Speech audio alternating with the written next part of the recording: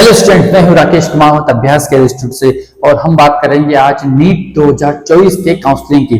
तो देखिए हम आज क्या क्या आपको बताने वाले हैं। सबसे पहले इंपोर्टेंट डेट्स के बारे में बताएंगे, उसके बाद डॉक्यूमेंट्स के बारे में बताएंगे, देन मेरिट लिस्ट के बारे में बताएंगे, उसके बाद एलिजिबिलिटी के बारे में बताएंगे और लास्ट में फी स्ट्रक्चर की बात करेंगे। तो सबसे पहले अपन बात करते हैं, याद रखना नीट की जो काउंसलिंग है एमपी में वो करवाता है DME, department of medical education. इसी के थ्रू नीट की काउंसलिंग होगी एमबीबीएस और बीडीएस की। ठीक है, एमबीबीएस और बीडीएस की कितने कॉलेजेस है तो याद रखेंगे अपन। एमबीबीएस की कॉलेज जो है टोटल नंबर प्राइवेट और गवर्नमेंट मिला के 26 कॉलेजेस है और 16 कॉलेज जो है वो रहेंगे बीडीएस के। साथ ही साथ अपन अगर देखिए टोटल सीट जो एमबीबीएस की है वो है 4800 और बीडीएस की सीट जो अवेलेबल रहेगी वो रहेगी 1383। अब इसमें काउंसलिंग प्रोसेस में कितने राउंड में काउंसलिंग होगी तो काउंसलिंग जो जनरली 3 राउंड में होती है। 4th राउंड जो होता है स्टे राउंड होता है, अगर सीट अवेलेबल हुई तो होगा वरना नहीं होगा। अब इंपोर्टेंट डेट्स याद रखना बेटा। 12 अगस्त से नीट की काउंसलिंग स्टार्ट हो रही है, यानी आपका रजिस्ट्रेशन 12 से स्टार्ट हो जाएगा। जो बच्चे मध्य प्रदेश डोमिसाइल रखते हैं वो इस काउंसलिंग में पार्टिसिपेट कर सकते हैं। तो आपको 12 अगस्त से रजिस्ट्रेशन स्टार्ट हो रहा है, तो 12 अगस्त से आपको रजिस्ट्रेशन करना रहेगा और इसकी लास्ट डेट जो रहेगी रजिस्ट्रेशन की वो रहेगी 20 अगस्त। फिर अपन बात करने वाले हैं, डेट्स हमने आपको बता दी है, रजिस्ट्रेशन कब से कब तक होगा। रजिस्ट्रेशन फर्स्ट और सेकंड राउंड के लिए एक ही बार होगा, ये बात ध्यान रखनी है। सेकंड राउंड के लिए अलग से रजिस्ट्रेशन नहीं होगा, तो जो बच्चे फर्स्ट सेकंड राउंड में पार्टिसिपेट करना चाहते हैं वो फर्स्ट राउंड से पहले ही रजिस्ट्रेशन करवा सकते हैं। देन अपन बात करते हैं इंपोर्टेंट डेट्स जो है, कितनी सीट इस बार अवेलेबल है वो क्लियर हो जाएगा अपने को 14 अगस्त को, क्योंकि कुछ नए कॉलेज भी ऐड हुए हैं और नए कॉलेज में कितनी सीट सुनने में आ रहा है 50 सीट के आसपास इस बार अवेलेबल हो जाएगी, 100 होगी। तो वो सारी जो है कंफ्यूजन आपके क्लियर 14 अगस्त को हो जाएगा। टोटल नंबर ऑफ सीट नए कॉलेज कितनी है। फिर उसके बाद जो है आपकी जो मेरिट लिस्ट आएगी वो मेरिट लिस्ट जो आएगी स्टेट की, ये सबसे इंपॉर्टेंट है। इस रैंक के आधार पर ही आपको कॉलेज मिलेगा और ये रैंक लिस्ट आएगी 21 अगस्त को, यानी आपका रियल रिजल्ट अगर देखा जाए एमपी वालों का तो वो आ रहा होगा 21 अगस्त को। फिर उसके बाद आपको चॉइस फिलिंग करनी है अपने रैंक के बेसिस पर, कौन सा कॉलेज आपको चाहिए। प्रायोरिटी ऑर्डर के आधार पर आप 22 से लेके 26 तारीख तक अपना कॉलेज में चॉइस फिलिंग कर सकते हैं, कॉलेज फिल कर सकते हैं। फिर उसके बाद जो है सबसे इंपोर्टेंट डेट एक और आएगी, वो है फर्स्ट राउंड काउंसलिंग का रिजल्ट। वो आने वाला है 29 अगस्त को, यानी 29 अगस्त को आपने जो कॉलेज फिल किया था और कौन सा कॉलेज आपको अलॉट हुआ है उसकी जो लिस्ट आएगी वो आ जाएगी 29 अगस्त को।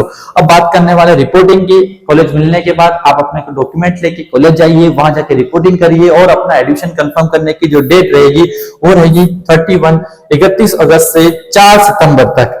देन उसके बाद जो है कुछ कैंसिलेशन करना है कॉलेज लेवल पर, जो भी प्रोसेस रहेगी, आपको कॉलेज अच्छा नहीं लग रहा है या देन आपको जो है अपग्रेडेशन चाहिए तो उसके लिए आप जो है 7 अगस्त तक अप्लाई कर सकते हैं। फिर अपन आगे बात करते हैं इस साल के कट ऑफ की। तो कंपेयर कर सकते हो आप 2013-2024 में, तो कंपेयर करेंगे अपन 720 से 137 तक पिछले साल की कट ऑफ गई थी जनरल और ईडब्ल्यूएस की। वहीं इस बार कट ऑफ थोड़ी सी बढ़ती हुई अपने को दिख रही है ना। तो थोड़ा सा वेरिएशन ये लिस्ट है, आप इसमें देख सकते हैं, कोई बड़ी बात नहीं है। लेकिन ये सिर्फ वो क्वालिफाइंग मार्क्स की लिस्ट है। एक्चुअल लिस्ट या कॉलेज की लिस्ट जो है वो अपन कहाँ देखेंगे, जो अपनी मेरिट लिस्ट आएगी उसके बेसिस पर अपने को कॉलेज मिलेगा। अब इसमें कौन कौन सा कॉलेज कब कब स्टार्ट हुआ था, कौन गवर्नमेंट है, कौन प्राइवेट है, कौन सी यूनिवर्सिटी से कनेक्टेड है, वो सारी लिस्टेड यहाँ आपके सामने अवेलेबल है।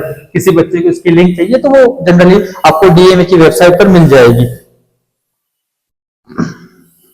फिर हम बात करते हैं न्यू मेडिकल कॉलेज की। तो याद रखना बेटा, न्यू मेडिकल कॉलेज में इस बार सीहोर, सियोनी, नीमच, मंदसौर और ये प्राइवेट कॉलेज में 1-2 कॉलेज का नया नाम भी जुड़ा हुआ है। अब ये कॉलेज कितने इस बार चालू हो रहे हैं नहीं हो रहे, 14 अगस्त को अपने को क्लियर हो जाएगा। अब बात करते हैं अपन नीट से रिलेटेड रिक्वायरमेंट डॉक्यूमेंट की। कौन कौन से डॉक्यूमेंट आपको कॉलेज काउंसलिंग में रिक्वायरमेंट रहेगी वो देखते हैं। सबसे पहले बात करेंगे 10th, 11th, 12th मार्कशीट की ओरिजिनल होगी।